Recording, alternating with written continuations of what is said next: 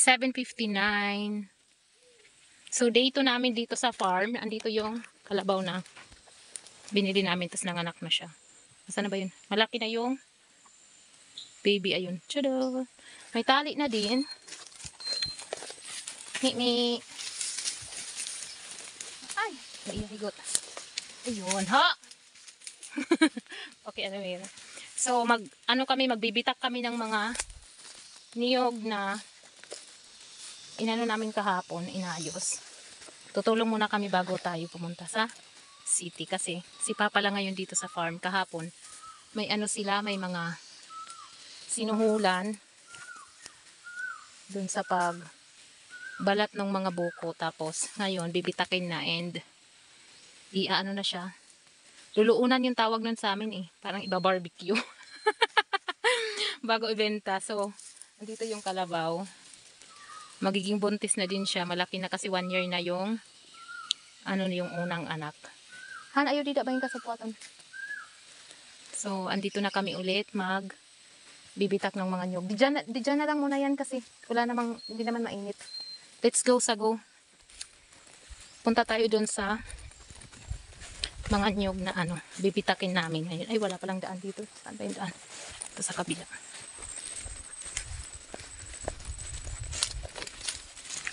Kahapon late kami nakapunta dito kasi nga tanghali na, 9 siguro yun, mga 1 oras din yung linakad namin. Almost 1 hour yung linakad namin papunta dito sa isang farm nila Papa, galing dun sa kabilang farm. Tapos ngayon bumalik ulit kami, dalawa na lang kami ng asawa ko. Kasi nga tutulungan namin si Papa magbitak ng mga nyog. So andito na tayo.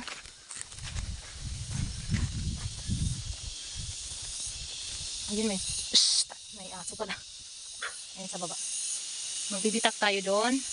Yan yung duties natin ngayon. And si Papa nauna na dito kaya nagdala na lang kami ng baon. Hindi kami kumain ng agahan kasi gusto namin sabayan namin si Papang kumain dito sa farm. Tapos pagkatapos namin kumain, magbibitak kami. Mamaya sana hindi malubat yung cellphone ko kasi palubat na din. Mabidyohan ko yung ginagawa namin dun sa baba. Takat ko na lang. Hindi na mabuta. Dire. Hindi na ako talaga.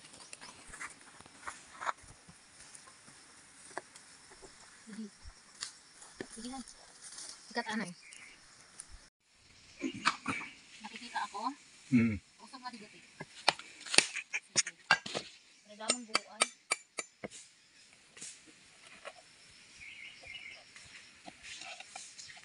Mali ako na.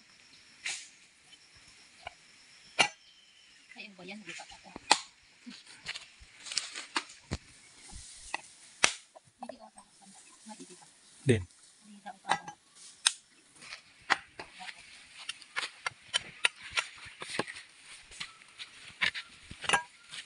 Ayan o. Kita ba?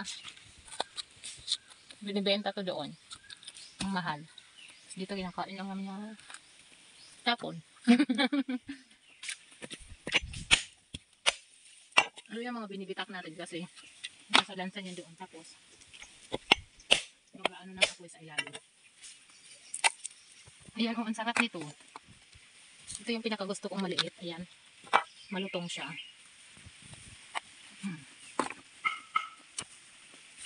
Ang dami.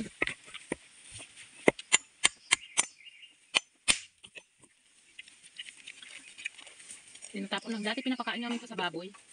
Itong mga to. Ngayon hindi na. Kalabaw, kumakain naman. Oo. Makain din yan ng kalabaw. Pinakain naman kalabaw. Sige na. Okay na ito. Gumagawa ng sahig dito sa lalagyan namin ng buko.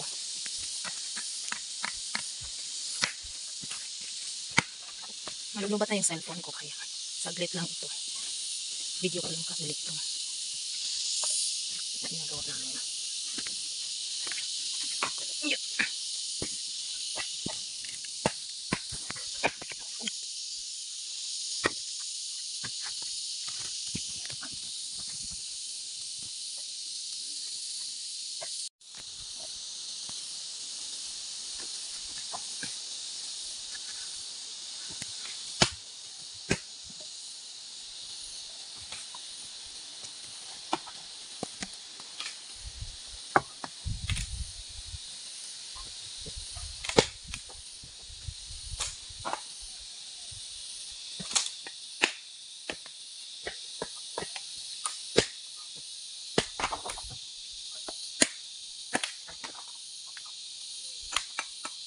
Sige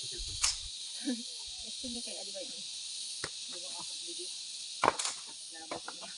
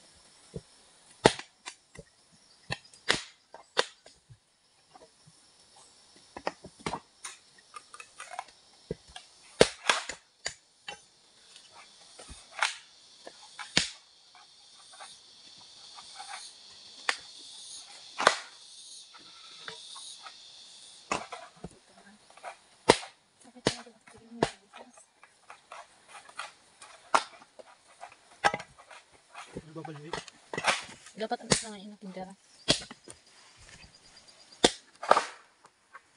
Ubat ng aking cellphone. Ito yung ginagawa namin ngayon. Day 2.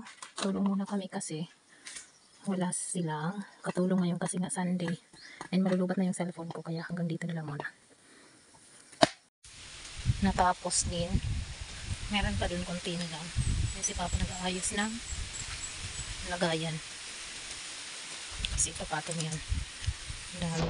Tingnan mo yung sayang. Ang dami nga sa loob na laman. Kinakain yan ng kalabaw sa kababoy. Kasi wala ang baboy ngayon. So, nilalagay namin yung kalabaw dyan. So, kakain lang kami and maya-maya uwi na din. Kalatak buhok, no? So, last day ngayon, no? Pag-ayos namin ng kuktra na dun sa farm nila Papa. Pauwi na kami ngayon sa city. Kasama ko ang aking Diyosawa at andito yung helmet sa akin kasi nga kanina ako yung nagda-drive. Kaso hindi ko pa masyadong kabisado kasi nga yung kalsada dito, tingnan mo naman napaka-liit. Siya muna yung magmamaniho at ayokong sumakay kasi nga hindi din niya kabisado itong kalsada na to. So, yun lang yung video natin ngayon kasi nga malulubat na din to cellphone ko. Yun siya dahan-dahan. So, update na lang natin yung pagdating namin sa city kung anong oras kasi anong oras na ngayon, hapon na 4:41 PM. So, ngayon pauwi tayo. Hindi ko alam kung ano oras kami makakarating doon pero may hanggang baba na lang ito, maliit na kalsada. Pagdating doon sa baba, malapad na yung kalsada, 4 miles na. So, mabilis na lang sa atin kung sasakay tayo dito sa motor. Ayaw niyo umangkas kapag ako yung nagmamaniho, wala pa siyang tiwala sa akin. Mamaya angkas na lang tayo sa kanya para mabilis yung pagkarating natin ng bahay, makapahinga tayo. Kasi 2 days din kaming nag-stay sa farm. Han, may sasakyan. So finally, andito na kami sa malawak na kalsada. Ako na yung magdadrive. Ulitin ko itong asawa ko na ako na magdadrive.